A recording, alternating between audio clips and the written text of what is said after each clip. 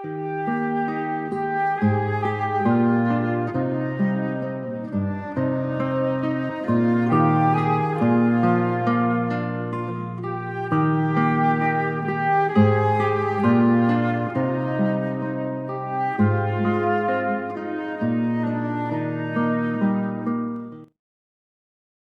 saudara sekalian, selamat malam.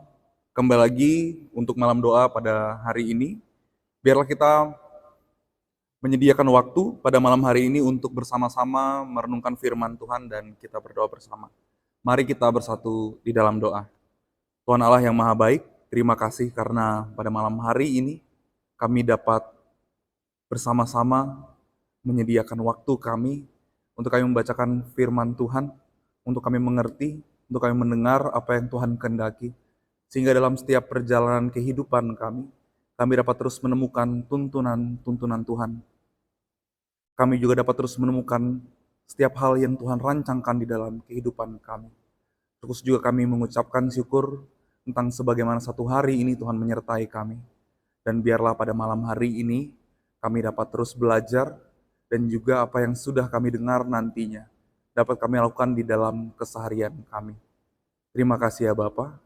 Di dalam nama Tuhan Yesus Kristus, kami bersatu di dalam doa. Amin. Saudara sekalian, kita akan membahas firman Tuhan yang diambil dari Injil Yohanes pasal 14 ayat 15 sampai dengan 17. Saya akan bacakan untuk kita semua. Demikian bunyinya. Yesus menjanjikan penolong. Jikalau kamu mengasihi aku, kamu akan menuruti perintah-perintahku. Aku akan minta kepada Bapa, dan Ia akan memberikan kepadamu seorang penolong yang lain, supaya Ia menyertai kamu selama-lamanya, yaitu Roh kebenaran. Dunia tidak dapat menerima Dia, sebab dunia tidak melihat Dia dan tidak mengenal Dia. Namun, kamu mengenal Dia, sebab Ia menyertai kamu dan akan tinggal di dalam kamu. Saudara sekalian, pembacaan kita ini dibungkus dengan sebuah tema yang berjudul Roh Kudus dan Dunia, yang mengajak kita tentang sebagaimana hidup yang dipenuhi Roh Kudus mampu untuk tidak ikut atau tidak turut terhadap kehendak dunia. Tetapi saya ingin memulai ini dengan sebuah kisah tentang sebuah sekolah yang diisikan dengan banyak anak-anak. Satu kali mereka sedang berada dalam sebuah pelajaran, lalu guru bertanya kepada anak-anak tersebut, berapa hasil dari 2 tambah 2? Dan semua anak satu persatu dipertanyakan, mereka menjawab 4. Lalu sang guru memukul tangan anak itu dan berkata, 2 tambah 2 sama dengan 5. Lalu terus lagi kepada anak selanjutnya, ditanyakan 2 tambah 2 sama dengan berapa? Anak tetap menjawab 4. Tetapi guru sekali lagi memukul tangan muridnya dan mengatakan 5. Itu berulang terus-menerus sampai hati sang guru mulai kesal dan dia memberhentikan pelajaran. Lalu sang guru kembali lagi pada esok hari. Lalu sang guru mengulang satu pertanyaan yang sama. 2 tambah 2 sama dengan berapa? Tiba-tiba para murid mulai menjawab 5.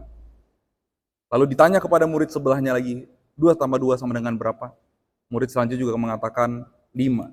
Hingga tiba kepada sampai satu anak yang mulai merasa heran kepada teman-temannya yang berubah cara pandang begitu saja. Saudara sekalian, dari kisah tersebut, kita bisa melihat bahwa untuk menyatakan sebuah kebenaran, butuh sebuah keberanian. Untuk menyatakan sebuah hal yang benar, apalagi kalau kita menghubungkannya dengan kehidupan kekristenan kita mengatakan, menyampaikan kebenaran Kristus, hidup sesuai firman Tuhan, tentu pasti ada sebuah tantangan di dalamnya.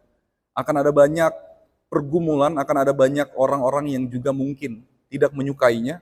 Terus dalam pembacaan kita pada hari ini, sebagaimana Tuhan Yesus sendiri berkata kepada murid-murid sebelum Tuhan pada akhirnya nanti akan disalibkan. Jadi apa yang kita baca adalah satu kalimat terakhir atau ajaran-ajaran terakhir yang Yesus sampaikan betul-betul kepada para muridnya. Dikatakan bahwa pada ayat 15, jikalau kamu mengasihi aku, kamu akan menuruti perintah-perintahku.